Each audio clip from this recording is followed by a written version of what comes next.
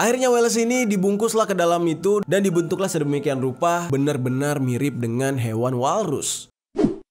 Yo geng, tekan tombol subscribe geng.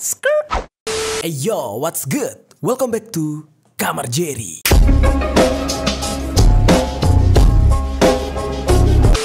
Geng, beberapa hari ini itu viral banget warganet khususnya di Indonesia membicarakan sebuah film yang merupakan sebuah film jadul ya, film lawas gitu ya, dirilis pada tahun 2015. Pembuatannya pada tahun 2014. Judulnya adalah Tusk dengan tulisan TUSK, artinya gading. Nah, film ini viral di Indonesia gara-gara menjadi perdebatan netizen dikarenakan film ini dianggap sebagai film yang diangkat dari kisah nyata, geng. Banyak warganet yang memperdebatkan permasalahan ini karena film ini memang cukup fenomenal dan agak sedikit mengerikan. Film ini berceritakan tentang komedi namun bercampur dengan unsur psikopat gitu, geng. Dan di dalam film ini juga digambarkan betapa kejamnya seorang psikopat yang merubah manusia menjadi seekor walrus gitu ya. Kalau kalian nggak tahu, walrus itu dia kayak apa ya, singa laut apa anjing laut ya, singa laut kalau nggak salah ya. Nah, hari ini akan coba kita kupas tuntas, kita bahas sedalam-dalamnya sebenarnya ini ada apa sih di balik film yang fenomenal banget ini dan kenapa bisa heboh banget gitu ya. Oke, langsung aja kita kupas satu persatu. Yang pertama nih, film ini dirilis pada tahun 2015 bergenre horor komedi.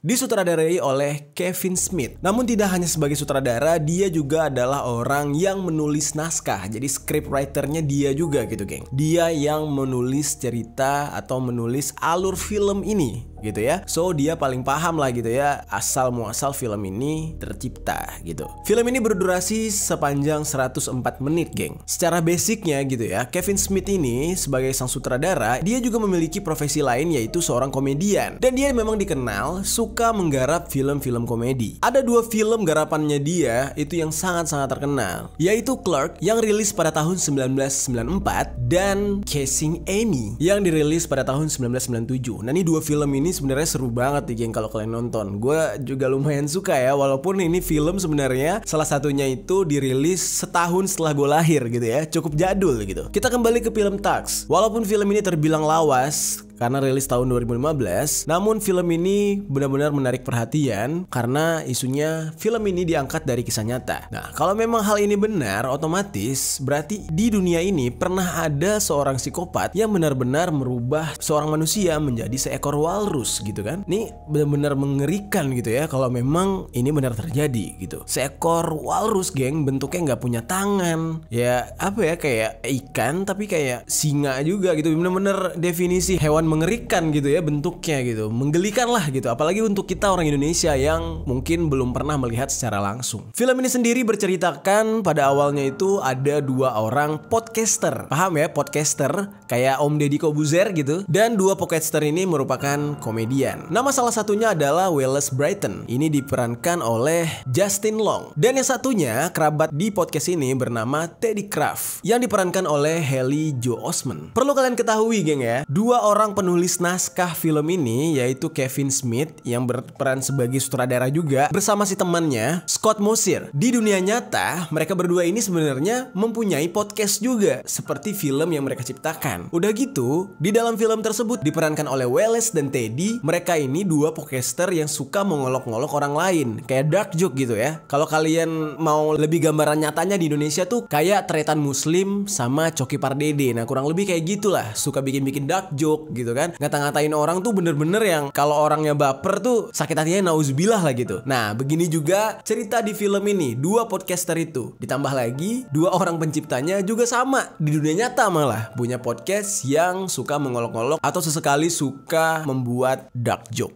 gitu. Di film ini, Wallace dan Teddy ini sedang podcast mengolok-ngolok sesuatu yang sedang viral di internet. Di saat itu mereka sedang podcast membicarakan seorang anak kecil yang dimana anak kecil ini sedang bermain pedang seperti di film Kill Bill. Namun konyolnya, si anak kecil ini justru tidak sengaja memotong kakinya sendiri, geng. Nah, hal inilah yang menjadi perbincangan mereka berdua dan mereka tertawakan gitu ya. Walaupun secara logika ini benar-benar dark joke dan yang mereka tertawakan itu adalah anak kecil gitu kan. Ketika dia bermain sembari sembarangan, kecelakaan, terluka gitu ya. Itu hal yang biasa, semua orang pernah melalui itu di masa kecil gitu. Namun bagi dua orang ini, Wallace dan Teddy, itu justru menjadi bahan untuk podcast mereka, untuk mereka tertawakan. Dan lebih parahnya lagi, Wallace yang tidak puas dengan podcast malam itu, dia merasa kejadian ini sungguh-sungguh sangat lucu gitu ya. Dia ingin menertawakan anak itu langsung di hadapan muka itu bocah gitu ya. Dia memutuskan untuk pergi menjumpai si anak kecil tersebut. Ini saking niatnya ya, dia mau nyamperin anak yang viral itu, si korban yang kepotong kakinya tersebut gitu ya. Dia sampai-sampai harus datang ke kota Manitoba, Kanada. Di sanalah tempat bocah yang tadinya viral itu, yang mereka juluki sebagai The Kill Bill Kid, itu tinggal gitu geng. Wallace ini benar-benar serius geng. Dia benar-benar berangkat ke kota Manitoba tersebut. Namun sayangnya sesampai di sana, itu bocah yang dia juluki sebagai The Kill Bill Kid itu justru sudah meninggal dunia. Yang lebih seremnya lagi, ini bocah meninggal dunia bunuh diri menggunakan pedangnya. Ini agak sedikit aneh ya. Nggak tahu nih bocah punya kelainan mental atau justru dia mungkin nggak kuat dibully karena namanya sudah viral. Ya termasuk yang ngebully dia ya dua orang ini, Wallace dan Teddy, di podcast mereka gitu geng. Mendapati kabar kalau si bocahnya sudah meninggal, Wallace ini justru bukannya berduka geng, malah dia tuh merasa kecewa gitu, bete dia bete karena dia tidak punya bahan atau tidak mendapatkan bahan, sudah jauh-jauh ke Manitoba, malah tua bocah sudah mati gitu. Akhirnya dia memaksakan diri gimana cara nih ya untuk tetap bisa mendapatkan bahan untuk podcast. Di dalam kondisi yang sedang gusar, bosen, bete, sama kecewa juga sama keadaan karena tuh bocah udah mati, akhirnya dia mampir ke sebuah kafe geng. Di kafe tersebut dia membaca sebuah selebaran yang bertuliskan siapa saja yang mau membantu pekerjaan rumah tangga di sebuah rumah yang ada di selebaran tersebut boleh tinggal atau boleh menginap secara gratis. Dan juga ditambah orang tersebut harus mau mendengarkan cerita si pemilik rumah. Jadi si pemilik rumah ini seneng ngobrol gitu geng. Nah jadi kalau ada tamu, pertama bantuin buat bersih-bersih, beres-beres kecil gitu. Yang kedua harus mendengarkan si yang punya rumah untuk curhat atau bercerita gitu. Nah di dalam selebaran atau iklan yang tertulis tersebut dikatakan bahwa pemilik rumah itu adalah seorang laki-laki tua yang sudah tidak sanggup beraktivitas, alias ya bisa dikatakan hanya terduduk di kursi roda gitu. Namun dia butuh seorang teman untuk berbagi cerita karena dia punya segudang cerita untuk dikisahkan gitu geng. Melihat hal tersebut, Wallace yang tadinya udah bete nih ya, nggak tahu ada bahan podcast apa, mungkin di saat itu dia berpikir, wah ini sumber dark joke baru nih. Ada kakek-kakek yang nggak kuat yang tiba-tiba nyebarin selebaran untuk tinggal gratis gitu ya. Nah sebagai orang yang kreatif ya, podcaster gitu ya, dia berpikir untuk datang ke tempat kakek tersebut. Ya siapa tahu ada kisah yang bisa dia angkat untuk menjadi bahan lelucon dia di podcast gitu kan. Nah karena dia tertarik, akhirnya dia berangkat ke tempat si kakek tua tersebut. Ketika dia berangkat ke tempat kakek tua tersebut, dia menyadari kalau lokasi rumah si kakek itu sangat jauh dari peradaban. Bisa dikatakan ini jauh banget dari orang-orang atau keramaian gitu ya, kayak penyendiri gitu loh si kakek ini, kayak introvert gitu. Cuman agak sedikit aneh ya, karena si Wallace ini kenapa tidak curiga, masa iya orang sudah tua tinggal sendiri di dalam rumah namun jauh dari peradaban yang ramai gitu kan. Kalau kenapa-napa siapa yang tolong gitu ya, logikanya seperti itu aja. Nah namun karena dia memang tipikalnya tuh ambisius gitu ya, membutuhkan bahan cerita untuk podcastnya, dia samperin sampai ke rumah si pria tua tersebut geng. Sampai di sana Wallace ini berkenalan dengan si kakek tua yang bernama Howard Howe. Ternyata Howard Howe ini merupakan seorang pensiunan pelaut. Jadi background dia itu adalah pelaut, yang otomatis punya cerita yang menarik pastinya gitu kan. Seorang pensiunan geng, udah pasti ceritanya banyak gitu. Tanpa rasa curiga, Wallace ini langsung meminta Howard untuk bercerita tentang apapun pengalaman hidupnya gitu ya kepada Wallace. Dan mungkin cerita si kakek bisa menjadi bahan Wallace untuk diangkat ke podcast. Namun tiba-tiba saja ketika bercerita, tanpa disadari Wallace ini tertidur geng. Nah namun bukan tanpa sebab dia tertidur. Ternyata di minumannya sudah ditaruh obat bius. Dari situlah Wallace ini akhirnya tertidur sampai pagi dan benar-benar bangun dalam kondisi yang sangat memprihatinkan atau malang banget. Ketika Wallace terbangun, dia mendapati kaki kirinya itu sudah nggak ada geng. Kakinya itu ternyata sudah dipotong alias diamputasi oleh si kakek. Lalu Wallace ini bertanya kepada kakek yang bernama Howard ini, kemana kakinya dia? Kok bisa hilang? Kok bisa putus gitu ya? Si kakek Howard ini menjelaskan dengan tenang kalau semalam si Wallace ini tidak sadarkan diri karena digigit laba-laba katanya. Bagian yang digigit adalah bagian kaki kirinya, dan si kakek Howard ini berkilah gitu ya. Kalau tuh kaki nggak dipotong, maka si Wallace ini sudah lewat atau sudah meninggal dunia. Makanya dia potong. Dari situlah titik awal mula si Wallace ini akan dirubah menjadi seekor walrus. Kakek Howard ini tanpa segan-segan memotong satu bagian kaki lagi dari badan si Wallace. Setelah dia memotong keduanya, yang kiri udah, yang kanan udah, bentuk Wallace ini udah kayak apa ya? Kayak boneka mampang gitu bentuknya ya. Udah nggak ada kaki gitu. Barulah akhirnya dia membalut si Wallace ini ke dalam bungkusan kulit manusia. Bungkusan kulit manusianya dari mana? Ternyata sudah banyak korban dari si kakek ini, geng, yang dia bunuh gitu ya. Nah, Wallace ini kebagiannya itu nggak dibunuh, tapi merupakan bagian dari eksperimen yang bernyawanya gitu ya. Kalau yang lain tuh sudah dibelah-belah sama nih kakek, kulitnya disisain, dijadikan kantong semacam kepompong gitu untuk membentuk walrus. Akhirnya Wallace ini dibungkuslah ke dalam itu dan dibentuklah sedemikian rupa benar-benar mirip dengan hewan walrus. Nah, kalau kalian lihat ya, agak menyeramkan memang ya, manusia dibentuk seperti walrus, mempunyai taring atau gading dan bulu di bagian gadingnya itu. Ih, gue ngelihatnya aja serem gitu, geng ya. Dalam suatu kesempatan ternyata Wallace ini sempat menghubungi pacarnya untuk meminta tolong, geng. Sampai akhirnya pacarnya ini mengetahui hal tersebut dan dia langsung menghubungi pihak berwajib serta kerabat-kerabatnya untuk menolong Wallace. Di akhir cerita Wallace ini dapat diselamatkan. Namun sayangnya apa boleh buat, semuanya sudah terlanjur. Wallace sudah dalam bentuk walrus, geng. Bentuknya udah kayak anjing laut, singa laut gitu, geng. Sedih banget gitu ya. Bahkan Wallace ini merasa sedih banget karena bentuknya dia sudah seperti walrus jadi-jadian dan dia menganggap dirinya udah bukan manusia lagi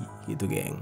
Ini benar-benar sebuah plot cerita yang gak lazim gitu ya. Namun hal inilah yang justru membuat penasaran banyak penonton. Nah, mungkin yang gue ceritain tadi tuh agak kurang lengkap. Kalian bisa menonton film ini lebih lengkap ya, bisa di Netflix atau di platform lain gitu ya, untuk melihat cerita yang lebih jelasnya. Lalu bagaimana dengan yang dihebohkan? Benarkah di dunia nyata kejadian ini ada sampai-sampai diangkat menjadi film yang berjudul Tux? Ternyata nih, geng ya, mengenai inspirasi film ini, si sutradara yang bernama Kevin Smith ini bercerita di sebuah podcast yang bernama Smodcast episode 259 The Walrus and the Carpenter. Nah, ternyata menurut keterangan si sutradara, film ini terinspirasi dari podcastnya dia bersama temennya yang sedang membahas iklan hoax gitu ya. Jadi benar-benar terinspirasi dari podcast juga, geng. Dan di sana dia sedang membahas sebuah iklan. Dan iklan ini iklan jadi-jadian gitu, iklan palsu gitu, geng. Di dalam podcast yang dia bahas itu sama persis dengan apa yang ada di filmnya dia, yaitu membahas seorang pria yang membuat iklan hoax atau iklan penipuan tentang sebuah tempat penginapan gratis gitu, geng. Iklan ini dibuat oleh seseorang yang bernama Chris Parkinson. Nah, dari sinilah, dari cerita iklan inilah Kevin Smith ini terinspirasi untuk membuat film Tux. Dikarenakan film ini terinspirasi dari iklannya Chris Parkinson ini, akhirnya Kevin Smith mengangkat Chris Parkinson sebagai eksekutif produser di pembuatan film Tux ini. Jadi ini berkesinambungan nih, geng. Gara-gara satu orang bikin iklanan gitu, sampai akhirnya Kevin Smith terinspirasi dari situ. Akhirnya dia konsultasi gitu, ajak ngobrol nih yang buat iklan nih. Weh, iklan lu keren gitu ya, kocak gitu. Gimana kalau kita bikin film yang kita angkat ceritanya dari iklan goblok lo ini? Gitulah, ya kurang lebih kasarnya begitu ya, geng. Terus kenapa bisa ada manusia menjadi walrus? Dari mana inspirasinya? Sementara dari iklan tersebut tidak ada disebutkan untuk merubah seorang manusia menjadi walrus. Dan di iklan tersebut juga tidak ada pemeran psikopatnya seperti si kakek Howard tadi. Nah, ternyata bagian tersebut adalah bagian pengembangannya. Sementara alur dan jalan ceritanya itu terinspirasi dari iklan milik Chris Parkinson tadi, geng. Yang membuat Kevin Smith ini benar-benar tertarik dengan iklan ini ternyata pada awalnya itu karena dia tertipu dengan iklan tersebut. Karena dia pikir iklan itu benar-benar nyata, bukan lelucon gitu ya. Nah, makanya dia tertarik untuk membuat film yang kisahnya itu mirip dengan iklan tersebut, namun klimaksnya atau endingnya ada sesuatu yang mengejutkan penonton, yaitu tadi manusia yang dirubah menjadi walrus. Karena memang ya, geng, di dalam dunia nyata ya, selama sepanjang sejarah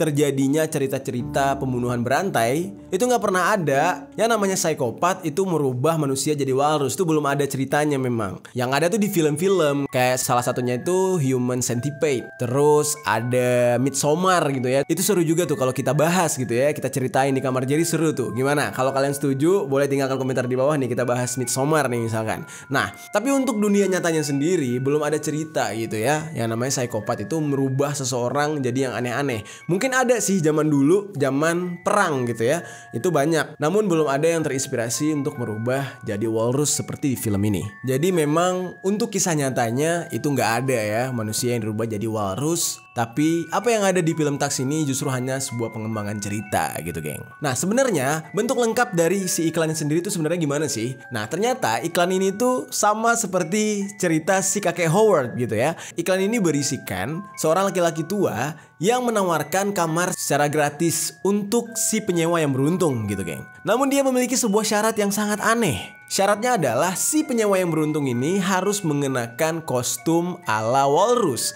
dan harus bersikap seperti mamalia laut tersebut, geng. Nah, ini agak sedikit kocak nih. Ternyata iklan tersebut hanya iklan hoax atau iklan-iklanan atau iklan palsu gitu, geng. Nah, dari sinilah karena tertarik, makanya Kevin Smith ini membuat alur cerita film dari iklan tersebut. Gimana geng? Buat kalian yang tadinya mengira kalau ini adalah kisah nyata, sampai-sampai harus memperdebatkan ini di TikTok, terutama untuk netizen kita di Indonesia. Sekarang kan kalian sudah tahu nih, ternyata film ini tidak nyata. Film ini hanya inspirasi daripada si sutradaranya semata gitu ya. Kebetulan sutradaranya juga si penulisnya gitu. Dia terinspirasi dari seseorang yang bernama Chris Parkinson yang membuat iklan konyol. Bagaimana? Apakah kalian masih tetap mau menonton film ini? Terutama untuk kalian yang mungkin masih penasaran yang belum nonton gitu ya. Ya gue sarankan nonton aja dulu. Karena bagaimanapun juga, apapun backgroundnya gitu ya, cerita dari film ini menurut gue bagus gitu. Kualitasnya oke gitu ya. Membuat kita tuh terbawa ke dalam alurnya. Ya buktinya aja sampai heboh dan viral di Indonesia. Tapi geng, apakah ada film-film psikopat yang diangkat dari kisah nyata? Jelas banget ada. Kita nggak perlu berbicara tentang film-film luar negeri. Kita ambil saja contoh film yang ada di Indonesia yang diangkat dari kisah nyata seorang psikopat. Nih salah satunya adalah Misteri Kebun Tebu yang dirilis pada tahun 1997, geng. Film ini diangkat dari kisah nyata asli seorang psikopat Indonesia yang bernama Dukun AS alias Ahmad Suraji. Dukun AS ini merupakan salah satu psikopat atau pembunuh berantai yang sangat terkenal di Indonesia. Korbannya itu sebanyak 42 wanita. Nah, kalau kalian mau tahu cerita selengkapnya, gue sudah merangkum beberapa orang pembunuh berantai psikopat Indonesia yang salah satunya adalah Dukun AS ini. Langsung aja ke video berikutnya. Ini terjadi pada tahun 1986. Nih udah cukup lama ya, bahkan gue belum lahir nih geng. Di tahun tersebut ada seorang pembunuh berantai yang sangat keji, yang dimana dia telah menghabisi nyawa sebanyak 42 orang wanita. Namanya adalah Dukun Ahmad Suraji. Gila ya, bikin malu nama Ahmad aja ya. Nama Ahmad tuh kan nama yang mengandung doa banget gitu kan, nama muslim gitu. Nah, Dukun Ahmad Suraji ini terkenal karena kasus dia tersebut, geng. Nah, alasan dia membunuh para wanita itu sampai 42 orang nih ya, hampir setengah ratus gitu ya. 42 orang loh. Itu cuman gara-gara hal sepele menurut gue. Yang dimana dia katanya didatangi oleh almarhum ayahnya di dalam mimpi. Dan dikabarkan kalau dia bakal dituruni ilmu sakti oleh ayahnya tersebut. Nih dalam mimpinya gitu ya. Gila loh. Mimpi mungkin ya gimana ya, nggak bisa diartikan itu dengan hal nyata ya. Misalnya dimimpiin kayak gitu ya, bisa aja lo kangen kali sama bapak lu gitu ya. Kenapa lu harus percaya kalau itu beneran bapak lu nyuruh bunuh gitu ya. Nah terus katanya dalam mimpinya tersebut ayahnya berkata dia harus membunuh sebanyak 72 orang wanita. Gila nggak tuh? 72 dan dia udah ngelewatin setengahnya, geng. 42 yang dia udah bunuh. Berarti masih sisa 30 orang lagi. Nauzubillah min zalik, kejam banget nih orangnya. Dan nggak cuman itu, katanya bapaknya nih ya menyuruh dia untuk meminum air liur dari si korbannya ini. Aduh, nggak mungkin banget sih. Kayak apa ya? Emang bapaknya ada kelainan seksual apa gimana nyuruh-nyuruh dia minum liur perempuan gitu ya? Nah, terus aksi kejam dari dukun Ahmad Suraji ini pertama-tama kali tuh mulai tercium gara-gara warga sekitar rumahnya itu menemukan seorang mayat korban dari Ahmad dari Suraji ini meninggal tanpa busana. Mayatnya itu ditemukan di sebuah kebun tebu di lokasi dekat rumahnya dia gitu, geng. Korban ini masih berumur 21 tahun dan bernama Sri Kemala Dewi. Nah, awalnya kepolisian mencurigai kalau pelakunya itu adalah si suaminya sendiri yang bernama Tumin. Akhirnya Pak Tumin ini diperiksa oleh kepolisian dan kepolisian tidak mendapatkan bukti-bukti kalau pelakunya adalah beliau tersebut. Lalu geng, barulah ada seorang warga yang membuat kesaksian atau mengakui kalau dia sempat mengantar Sri ini, si korban ini, ke rumah dukun Ahmad Suraji dan itu harinya tuh bertepatan dengan hari hilangnya si Mbak Sri ini. Lalu pada kasus si korban Sri Kemala Dewi ini, Ahmad Suraji ini sempat diminta keterangan oleh polisi, namun sayangnya kekurangan bukti. Nah, terus si Ahmad Suraji ini dilepas geng sama polisi dan polisi langsung aja mencari bukti-bukti lain. Namun tidak sampai di situ, tiba-tiba aja kasusnya itu memanjang. Karena gini, setelah Ahmad Suraji ini dilepas, dia tetap membuka praktek. Dia tuh tetap nyari customer, nyari orang-orang untuk berkonsultasi dengan dia. Namun anehnya nih ya, setiap kali orang habis berkonsultasi dengan dia, itu orang-orangnya tuh langsung menghilang. Jadi dukun Ahmad Suraji ini kurang lihai atau kurang bersih dalam bermain gitu ya. Dan kelihatan banget gitu, kenapa setiap orang habis pulang dari rumahnya dia, habis berkonsultasi kok malah hilang, kok tidak ada kabar lagi. Nah, lalu siapa yang patut dicurigai kalau bukan dia gitu kan? Karena dia adalah orang terakhir yang kontak gitu, yang berkomunikasi dan berhubungan dengan si korban gitu. Akhirnya nih geng, tanpa pikir panjang lagi, para polisi ini menyusun rencana untuk menggerebek rumah dukun Ahmad Suraji ini. Jadi digerebek langsung geng, tanpa ada pemanggilan dulu. Ketika digerebek, betapa kagetnya para polisi ini menemukan pakaian, perhiasan, dan benda-benda lain yang berhubungan dengan orang-orang yang hilang. Jadi para korbannya ini harta bendanya diambil oleh dukun Ahmad Suraji ini. Akhirnya dukun Ahmad Suraji ini ditangkap oleh polisi dan di dalam keterangannya dia berkata kalau kasus pembunuhan ini tidak dia lakukan sendiri, namun dia dibantu oleh salah satu istrinya. Jadi dia tuh ada mempunyai beberapa istri. Salah satu istrinya itu yang bernama Tumini. Jadi ibu Tumini inilah yang membantu untuk membantai para perempuan-perempuan ini. Nah, lalu setelah dia mengakui kesalahannya ini, akhirnya pihak pengadilan Indonesia menghukum dukun Ahmad Suraji ini dengan hukuman mati. Sementara istrinya Tumini dihukum dengan hukuman seumur hidup. Jadi sampai mati di penjara. Jadi sama aja mending mati ya kan. Nah, lalu dukun Ahmad Suraji ini dieksekusi pada tahun 2008, tepatnya pada tanggal 10 Juli geng. Dia dieksekusi dengan cara ditembakkan 3 peluru yang mengarah ke badannya dan dia mati seketika. Gimana geng menurut kalian geng? Orang pertama yang kita ceritain cukup kejam gak? 42 orang. Gimana caranya tuh ngebunuh 42 orang? Ya kalau mungkin ngebunuhnya tuh gampang ya, ngundang orangnya ya kan, dibohong-bohongin dikit terus gorok atau ditusuk, dibacok atau apa gitu. Cuman yang jadi pertanyaan gue, bagaimana cara menyembunyikan mayatnya gitu ya? Kalau lo buang orang, ya masa sih dari 42 orang yang lo bunuh dan lo buang tidak ada satu gitu yang akhirnya fail? Misalkan lo lagi angkat mayatnya, tahu-tahu ada yang ngeliat, pasti ada lah. Menurut gue ngebunuhnya itu nggak susah, tapi yang susah adalah menyembunyikan atau mengubur atau membuang mayat ya kan. Oke, kita ke kasus selanjutnya. Kasus selanjutnya ini kalau kalian dengar namanya itu seolah-olah kayak barang canggih ya. Namanya adalah robot gedek.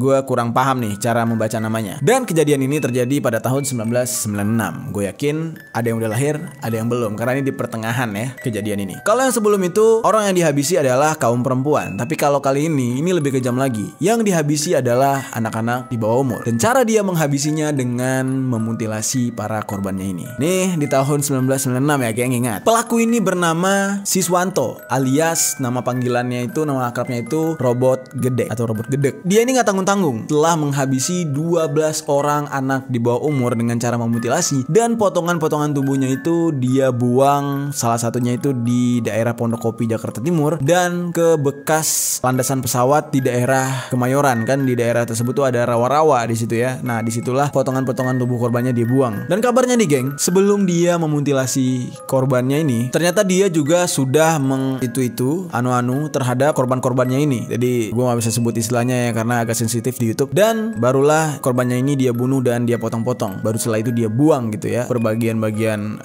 tubuhnya gitu. Dan dari 12 orang korbannya ini hanya 8 jasad yang berhasil ditemukan oleh polisi. Nah, jadi 4 jasadnya lagi nih, 4 korbannya lagi tuh tidak berhasil ditemukan. Mungkin udah dipotong cincang kecil-kecil sama dia dan disebarkan ke beberapa tempat kali ya. Lalu saat diperiksa oleh polisi, robot gedek ini mengaku kalau dia tidak sadar melakukan hal keji tersebut. Dan ini kayak orang apa ya, dia tuh mungkin pengen membuat dirinya itu terlihat sebagai orang stres yang tidak pantas dihukum kali ya. Jadi gini geng, kalau misalkan di dunia hukum itu kalau lo orang mabok, kalau lo orang gila, orang stres nggak waras gitu ya, biasanya tuh hukumannya tuh beda dengan orang yang normal. Kayak pengguna narkoba aja deh, antara pengguna dan bandar itu beda hukumannya. Pengguna biasa direhab, sementara bandar itu biasanya dihukum mati ya. Nah begitu juga dengan kasus-kasus kayak gini. Kalau orang yang orang gila ya gimana mau dihukum? Orang gila yang ditangkap dimasukin ke RSJ biasanya kayak gitu. Nah mungkin inilah rencana robot gedek ini. Cuman ya kan, karena korbannya terlalu banyak ya lu nggak sadar gimana lagi, dan lu punya IQ tinggi untuk membunuh dan menyembunyikan kasus kriminal lo ini gitu. Kalau orang gila mana ada, bunuh ya bunuh aja, terus dia nggak akan pernah mikir secerdas itu untuk menyembunyikan gitu kan, biasanya gitu. Kalau gini kan berarti lo orang normal yang masih bisa berpikir bagaimana caranya menyembunyikan tindak kriminal yang lo lakukan gitu. Nah pada akhirnya robot gedek ini dijatuhi hukuman mati oleh kepolisian. Namun sebelum eksekusi matinya itu dijalankan, ternyata dia sudah terlebih dahulu menyerahkan dirinya kepada Yang Maha Kuasa karena dia mati duluan geng. Dimana dia mati karena serangan jantung pada 26 Maret tahun 2007 silam. Apes ya, belum sempat dihukum mati ternyata Tuhan mungkin ngomong gitu, pengadilan kepolisian nih lama banget eksekusi duluan aja, jantungnya dipenyet kali ya sama Tuhan ya, langsung meninggal dunia. Oke, itu dia udah 2 orang. Kalau dibandingin ya, menurut lo ke zaman mana? Ke zaman Ahmad Suraji atau robot gedek ini? Karena Ahmad Suraji 42 orang loh, sementara robot gedek ini cuman 12 orang, tapi anak kecil yang nggak tahu apa-apa, yang nggak ada dosanya gitu ya. Cuma gara-gara dia mau ke anak kecil tersebut. Berarti kan ini orang pedo, ya kan? Ini orang pedo. Lo tau lah pedo apa, ya kan? Punya penyakit pedo. Oke, barulah kita akan masuk ke poin ketiga. Ini MVP-nya, ya kan? Ini adalah orang yang sangat-sangat lord lah ya dari 3 orang ini ya. Ini lordnya nih. Kejadiannya masih baru di era yang modern ini gitu ya. Kalau yang 2 tadi mungkin di era yang bisa dikatakan sinyal handphone aja masih susah kali di zaman itu ya. Tapi kan kalau misalkan ini kejadiannya udah di era milenium atau era milenial gitu ya, dan bisa dikatakan peralatan sudah canggih, CCTV banyak, satu kasus saja bisa viral di zaman ini. Oke, kita akan membahas tentang Rian Jombang. Oke, berbicara tentang kasus-kasus menghabisi orang lain, ini nggak lengkap nih tanpa nih orang satu nih yang bernama Feridam Heriansyah alias Rian Jombang. Yang mana nih orang kasusnya itu telah membantai sekitar 11 orang. Kalau yang sebelumnya itu 42, terus ada yang 12 orang anak. Kalau ini dia 11 orang dan dengan cara memutilasi gitu ya. Aksi keji dari Rian Jombang ini pertama kali terkuak dan mulai menyebar di kasus nasional nih di saat polisi menemukan sebuah tas yang berisikan potongan tubuh manusia dan dibuang di daerah kebun binatang Ragunan. Tanpa susah-susah atau repot-repot ya kan, polisi ini menyelidiki siapa pembunuhnya. Di saat polisi sedang aktif-aktifnya nih ya melakukan penyelidikan tentang kasus mutilasi itu, akhirnya terungkaplah seorang nama yaitu Rian Jombang. Yang dimana Rian ini telah menggunakan uang sebesar 3 juta rupiah yang hasil dari dia merampas pada si korban yang bernama Harry. Saat itu si Rian Jombang ini ditangkap bersama seorang homoannya atau pasangan LGBT-nya yang bernama Noval Andreas. Jadi ternyata dia ini adalah seorang gay gitu ya. Setelah korban Harry yang ditemukan oleh polisi nih potongan tubuhnya, akhirnya dikembangkanlah kasus ini gitu ya, diminta keterangan kepada Rian Jombang. Sampai akhirnya terungkap ada korban yang lain. Salah satunya bernama Ariel. Lalu Rian ini diminta oleh polisi untuk menunjukkan di mana dia mengubur atau membuang jenazah si Ariel ini. Akhirnya dia menunjukkan kuburannya dan dari hasil penggalian oleh polisi ternyata ditemukan mayat-mayat korban yang lainnya di tempat tersebut, yang dimana polisi menghitung nih geng, jumlah korbannya itu adalah sebanyak 11 orang. Motif dari Rian ini membunuh Harry itu adalah motif kecemburuan. Jadi mungkin Harry ini bisa dikatakan mungkin adalah kaum yang sama dengan Rian kali ya. Dia cemburu, mungkin ada hubungan apa, akhirnya dibunuh gitu. Namun 10 korban lainnya itu faktornya adalah faktor materi, alias Rian ini ingin merampas harta mereka. Jadi ini kayak kasus perampokan kali ya. Karena kekejamannya ini, akhirnya Pengadilan Negeri Depok April 2009 menjatuhkan hukuman mati terhadap Rian. Namun pada 1 Oktober, Rian ini meminta grasi kepada presiden dan meminta agar hukumannya itu lebih diringankan, yaitu menjadi hukuman seumur hidup. Jadi dia seumur hidup akan dipenjara. Ya, ada plus minusnya. Kalau dia langsung mati bisa aja nanti keluarganya dendam, kasus-kasus lainnya bisa terjadi lagi. Tapi kalau dia seumur hidup, bisa aja nih orang di dalam penjara buat rusuh dan ada lagi orang mati dalam penjara, ya kan. Tapi ya udahlah, mau gimana lagi, hukum tetap berjalan gitu ya. Syukurlah predator-predator dan para serial killer kayak gini sudah dipenjarakan oleh negara kita. Kira-kira dari kasus tersebut, mana kasus yang paling kejam menurut kalian? Silahkan tinggalkan komentar di bawah.